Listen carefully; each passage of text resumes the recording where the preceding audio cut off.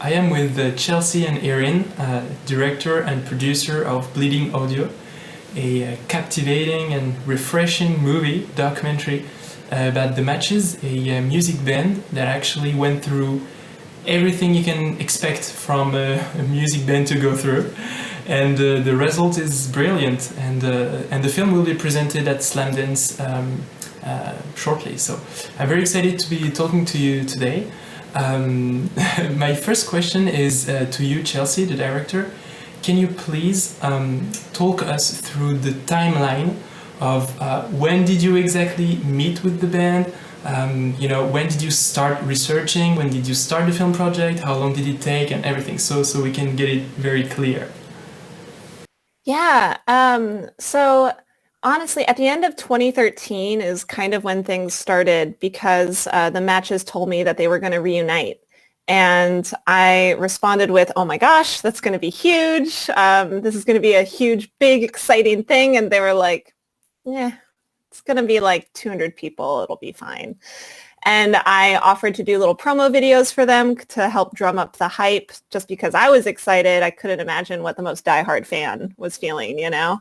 And so I started interviewing them for these videos, and even being inside circle, I was learning things about them that I never knew. And the more I learned about the industry and the changes that were happening in parallel with their career, the more I thought, I feel like this is a bigger story to tell, because I knew also that the Matches weren't the only band who had been going through these same trials and tribulations.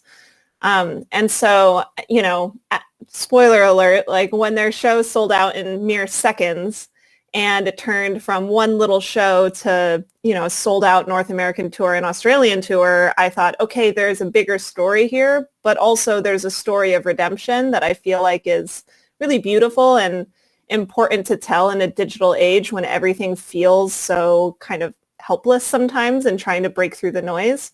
And so, I had to sit them down and, as indicated by their reaction to reuniting, they were just as humble when I said, I want to make a full-length movie about you. And they kind of shrugged it off like, okay, it's your time, And they gave me permission and full access. And while they were very hands-off during the whole process, and just kind of, they gave me the freedom to tell their story.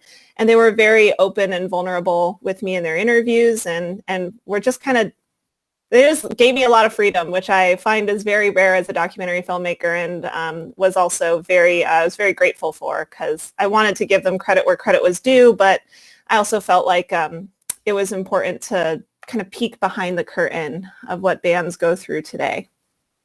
Well, that's wonderful, and yeah, definitely we can see that you had a great access to them, because the final result, it's very fluid, it's very easy to follow, because you were able to get all the information you wanted. So that's wonderful. I'm gonna turn to Erin, the producer, and ask you, in that timeline, when did you jump in? And now, when you look back at when it all started, what are the challenges that you did not expect, or what were the things you didn't expect from the process of making this film? Yeah, so I joined Chelsea. I met her in, I guess, late 2017. So she was about halfway through the film, a little over 3 years ago. We didn't know she was halfway. At that point, we thought we were a little bit farther to the finish line. But so it was about 3 years ago. We were at a female filmmaker sort of collective meeting, and she had mentioned she was looking for a producer for her film. She sent me the most recent cut, which is what we sort of realize now was a rough assembling. And I watched the film. I hadn't heard of the Matches. I wasn't someone who had followed them when they were huge and they were performing more. So when I watched the cut, this assembly, I was really just sort of captivated by the story, and the guys themselves are so engaging. And I thought to myself, if someone who has no background on the band can really follow along and really enjoy the film, this film really has legs and can go somewhere. And so I definitely responded to Chelsea quickly and figured, okay, let's get started.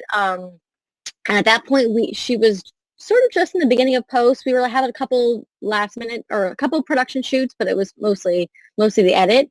And I missed all of the craziness of production, which is like the running around of interviews and everything else, which maybe is interesting, because then we had the craziness of post. And I think editing, most people think that, when you're editing, you're with your editor, you're sort of working and it can go pretty smoothly. But, there was lots of challenges. I think the biggest thing is, as a music doc, it doesn't quite fit into the sort of social justice doc that mostly gets funding. And so finishing funds for the film was really challenging. And, but also just the actual edit, right? Figuring out what part of the story to tell and figuring out what, out of all the archival, all those found footage and the images, the photographs, the concert footage, trying to figure out what to use was really, I think the most challenging because you have almost like too many options. And so it's like constantly trying to figure out what, we can't cover everything. And so really picking and choosing what was really important for the story. So I think going from the big assembly to a much, slimmer final film was really, there was a lot of back and forth. A lot of phone calls between the two of us and our editor, Luke, thinking like, oh no, we have to keep the shot in. And sort of really championing for that. So I think that was probably the two biggest challenges that, for this film in particular. All right, that's great. And obviously, I think the editing is something, I mean, as a filmmaker and movie lover myself, when I watch the film, it's very fluid, it's very easy to follow. But at the same time, the easier it is to watch it, the harder it was to make, probably. So indeed, the editing must have been a very, very complicated process. So Chelsea, you're the director. How did you leave this moment of the editing? So there's also something that is very interesting about this editing. Not only is it easy to follow and everything, but also I think it reflects the creativity of the band itself. There are many things like the way the picture, the photos appear, the animations, the graphic design and motion design and everything. I think this is wonderful. So how did you approach this editing process? And I think it's just one layer plus one layer plus one layer. How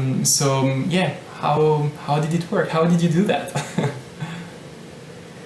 Yeah. So we worked with two editors on the film. We had our very first editor, Jen Bradwell, came on right after I had done like a post-production Kickstarter. And back when I wanted to make the film, I wrote a full treatment. I knew what the main beats of the story were, but there's a lot of, bullets on this milestone timeline for the matches. And so I came to Jen, who's a very experienced, longtime documentary editor. She's absolutely brilliant and lovely to work with. And I'm very close to this story, and I've shot a lot of the, footage myself with my camera teams. And I basically came to Jen and I said, look, here's an outline of the timeline. This is, I created character cards for all the matches. So I had like, these are their character arcs. This is everything. I'm just going to brain dump all of this information to you. And I would love for you to come in as this objective observer and start constructing a narrative out of these pieces, like this messy puzzle that I've given you. And so honestly, Jen's original assembly, this 2.5 hour, maybe 2 hour, 45 minute assembly cut that Erin first saw, I was just rewatching some old deleted scenes for some promo stuff we're going to do. And a lot of Jen's original cut is still in the film. I mean, honestly, she gave us our skeleton. She gave us our very beautiful piece of marble, and we just had to start chipping away at it. So I give Jen a lot of credit for helping understand the heaviest low-hanging fruit moments in the match's story. And while there was still some reshuffling of some of those key points in the film, like she really gave us our backbone. And so then, we admittedly, we ran out of money. So we had to find like a new editor because Jen was booked on another project. And we brought in one of my oldest friends, Luke. And I've known Luke for 17 years. He and I moved to San Francisco together, to become filmmakers. And so working with him was a very seamless process. But what's cool with Luke is he also experienced the matches with me at shows when we were teenagers. And he and I have an offhand that's really easy to get around. And he is the master of the montage. This guy can cut a montage scene unlike anybody I've ever seen. And so I knew he would take the live footage and just make it electric. And so when he and I were talking about editing, obviously Aaron and I had a bunch of like storytelling breakdowns where we were trying to figure out where do we cut back. We picked our central theme for the film, which was community, which gave us a driving a driving purpose between choosing what left and what stayed in the film. It was kind of our benchmark for a scene, as we held it up against the theme of community, and if it didn't kind of hit that mark, we would remove it. But then when it came to just like adding this texture and this feel of the matches, I knew that Luke would be able to have that frenetic, electricity just in his editing style, coupled with like the matches music. I knew that was going to be a match made in heaven, no pun intended. And the thing that ended up happening constantly in the edit was I didn't know if the feeling of the matches was coming across as strongly as I wanted, and there was all this layered like DIY, just very like art explosion that the matches were that wasn't narratively being told in the interviews. And so we kind of compromised by trying to push that through visually in the edit by using all that archival, that old art, but also in just the manner of editing, which it just comes very natural to Luke. So it ended up being the perfect duo of editors to have on this film. And I'm super grateful for how that came across, and I'm glad it came through. This is wonderful. Yeah, I think you've assembled a great team, because this is a great accomplishment. I mean, you can do thousands of films that are probably easier to edit. So that is great. That's true. So what I really enjoyed about the film is that so you are telling the story, a particular story, the story of a particular band. But then through this story, you're able to show larger issues, larger context, and this is very interesting. So we get to experience everything that's that's specific to the music industry.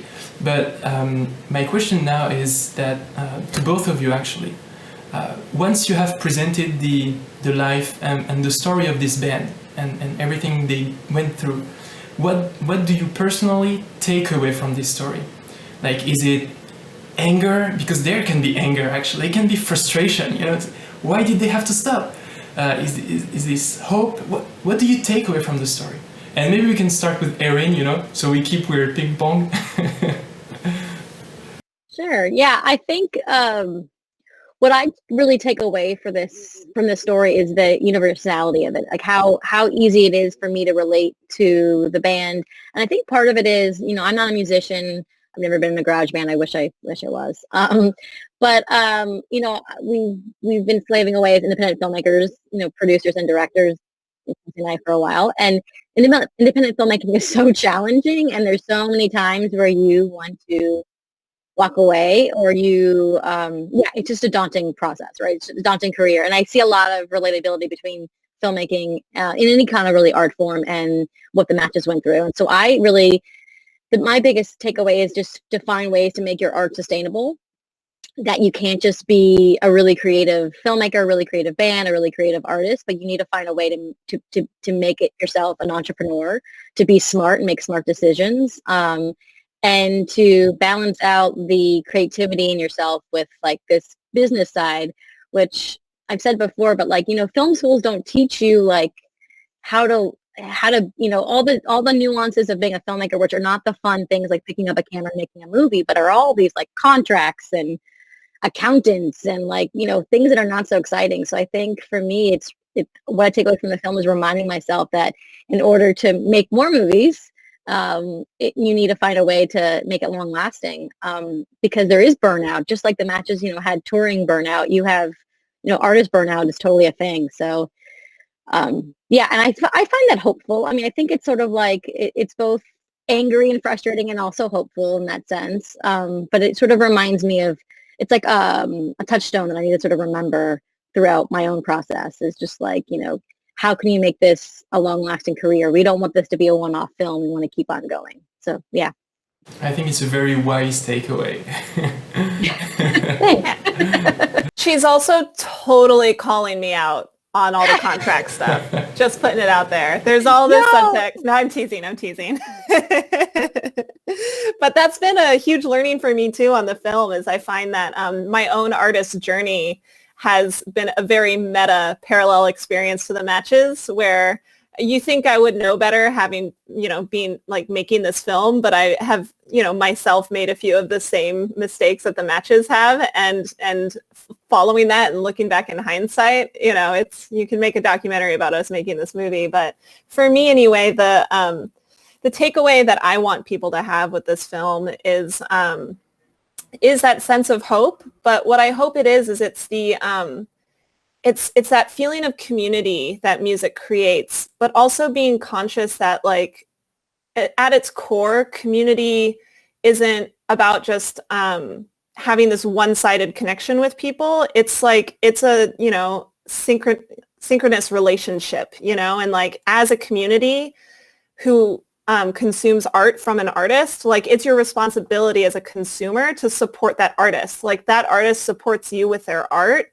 and you support them. And that's how it becomes this, like, gathering of people and places. And I know that it's an old cantankerous approach to be like, oh, it's, why is music free these days? Oh, these streaming platforms. But like, look what we risk to lose, and these artists, their music, everything but the music makes money for the music. And I think that's a problem. And to Erin's point, that's, that doesn't make sustainable, art creation. And us as consumers, we need to be mindful of that and know that these places and these people that make things that, are the soundtrack to our lives, the things that, like, teach us something about ourselves that we didn't know, or, give us access to an emotion that, like, we couldn't quite put our finger on.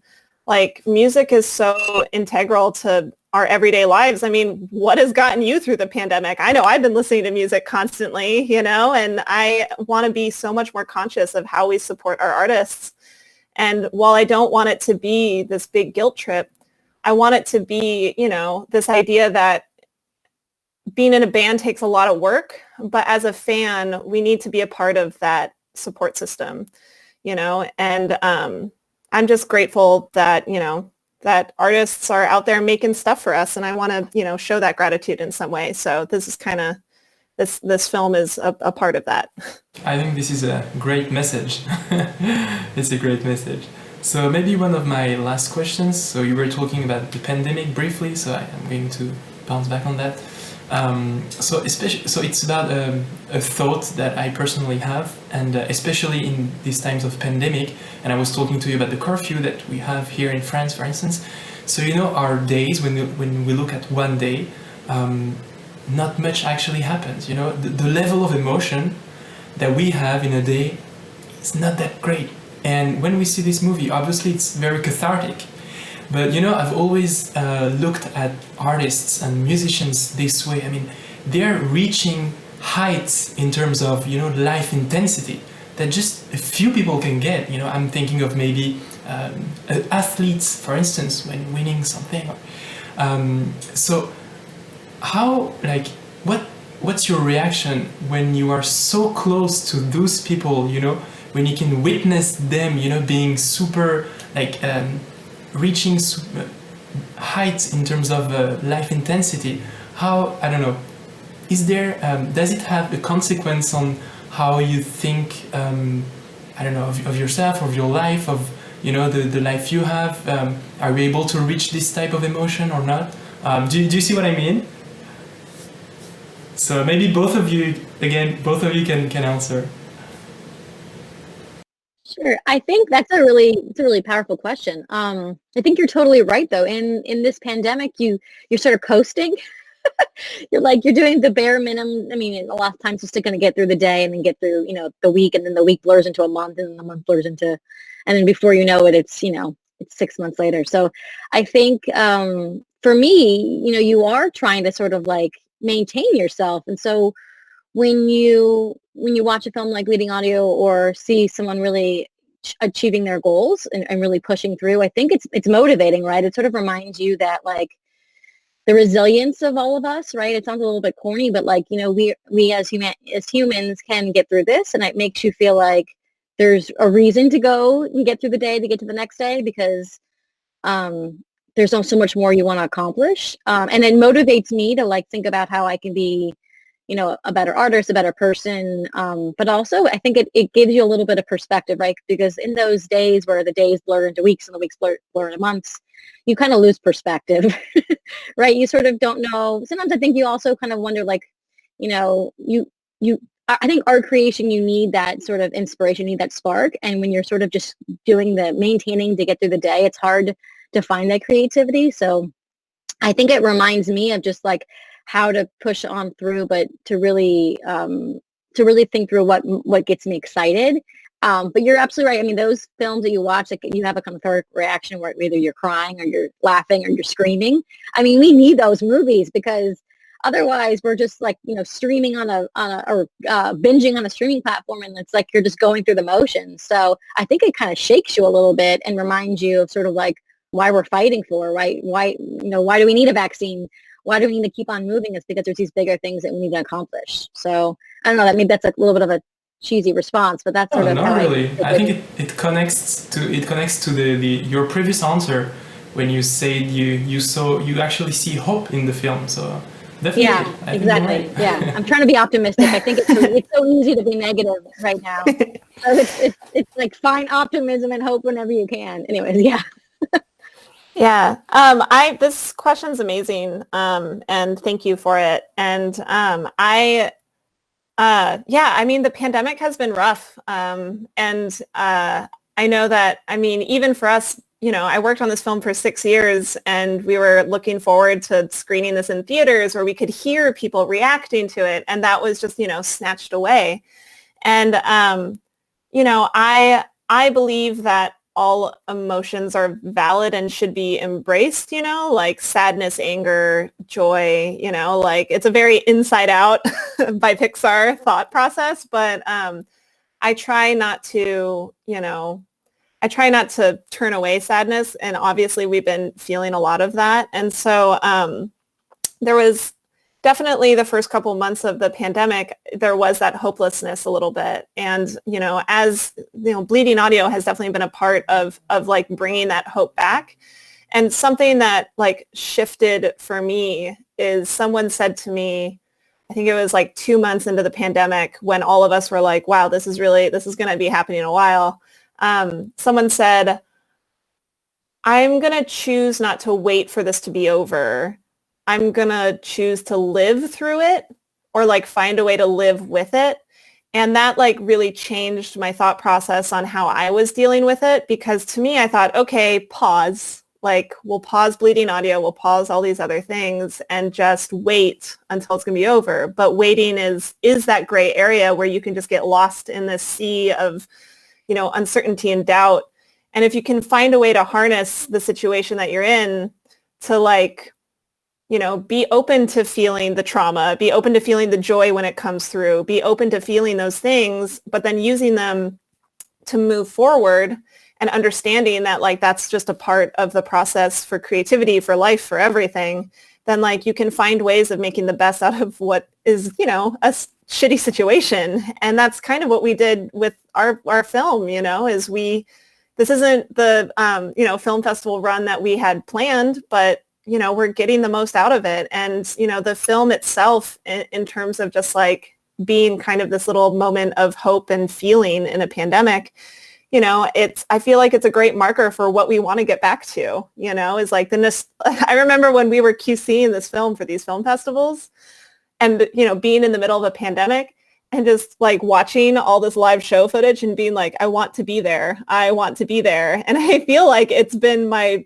quarantine motivator. Like it's the reason why I stay put is because like, if I want that, I need to stay here. So it's been, it's just, there's so many feelings and I'm probably rambling now, but I feel like quarantine has given us all the space, for better or worse, to learn about our highs and lows and hopefully learn how to, like sail through those choppy waters in a way that allows us to be productive and and, understand how resilient we are, as Erin said. So, yeah. Absolutely. I think Great question. This is a great message, very inspiring. so, so yeah, and just a little bit earlier, you were saying that you expected the film to be screened in theaters with people, and obviously this is absolutely the type of film you want to see, in a movie theater with many people. And actually, the film won two audience awards. So congratulations for that. Four. Okay. so that's fantastic. So congratulations. My last question now. So what can we wish you for the future, to both of you, for your next projects? What can we wish you? Does that mean you want me to go first there, Chelsea?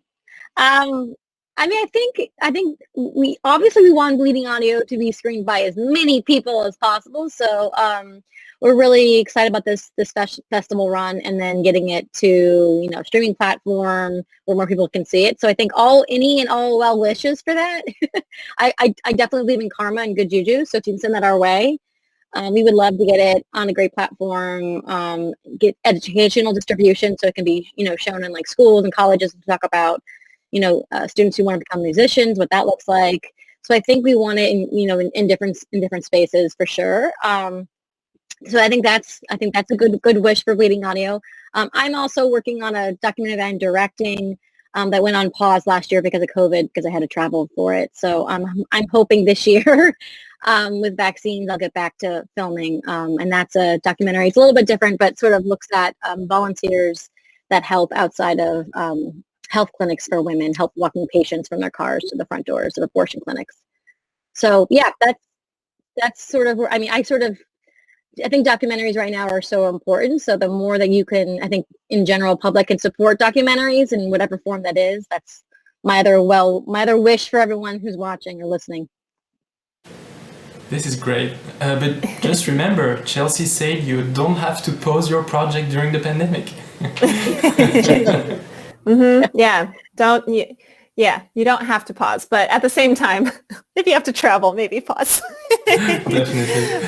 But no, for me, yeah, I really do hope Bleeding Audio does land on a platform so it can reach more eyeballs. I would love to.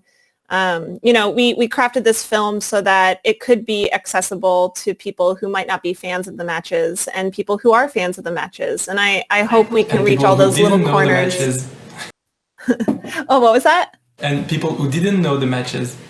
Exactly. Yeah. I'm hoping that we can just reach all the little corners of the internet so that, or, streaming services so that people can, either fall in love with this band or walk away having learned something new about the music industry.